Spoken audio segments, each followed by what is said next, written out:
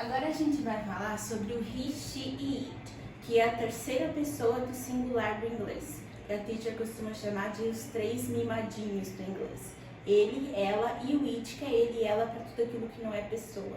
Então, para os objetos, para os animais, enfim. He, she e it são os nossos três mimadinhos. A diferença já começa lá na frase afirmativa. She likes ice cream. Sim, os nossos verbos na afirmativa ganham esse S no final.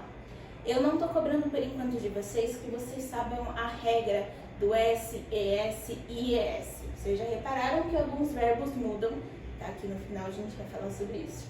Mas vamos lembrar que nas frases afirmativas da terceira pessoa, ou seja, sempre que um mimadinho aparece na nossa frase, o nosso verbo, ou seja, a ação da nossa frase, ganha um S no final. Sempre nas afirmativas, o nosso verbo ganha um S no final. Nas negativas, a regra é a mesma que eu falei anteriormente. Negativa, eu preciso de um verbo auxiliar. Só que o verbo auxiliar dos três mimadinhos, do he, do she, do it, é o does. Ele negativo fica doesn't it. O does mais o not, doesn't it. Então, she doesn't like ice cream. Notem que é o seguinte, a partir do momento em que eu coloquei o doesn't it aqui, o meu verbo, a minha ação, o like, o gostar, perdeu o S, ele voltou para sua forma original. Então, na negativa, o meu verbo não tem S, ok? Na negativa, o meu verbo não tem S.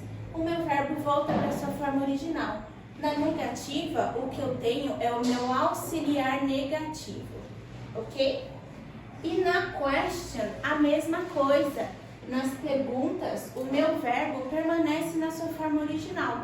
O meu verbo continua sem o S e ganha novamente o auxiliar, que continua sendo does, o auxiliar dos três mimadinhos. Então, quer dizer, teacher, que o meu verbo só ganha o S nas afirmativas? Yes. Nosso verbo só vai ganhar o S nas afirmativas. Nas negativas e nas questions, nós vamos lembrar do nosso verbo auxiliar, que é o does, ok? Does negativo, doesn't it. E aí eu quero chamar a atenção para vocês para dois verbos que vai aparecer na prova, que são dois verbos que eles ficam um pouco diferentes quando estão na terceira pessoa, que é o verbo to go, que é ir, que fica goes na terceira pessoa, e o verbo to have, que significa ter. O verbo to have, ele é um verbo totalmente irregular. Ele na terceira pessoa fica has, ok? Então, have, has. Nesse caso aqui, ficaria she has ice cream.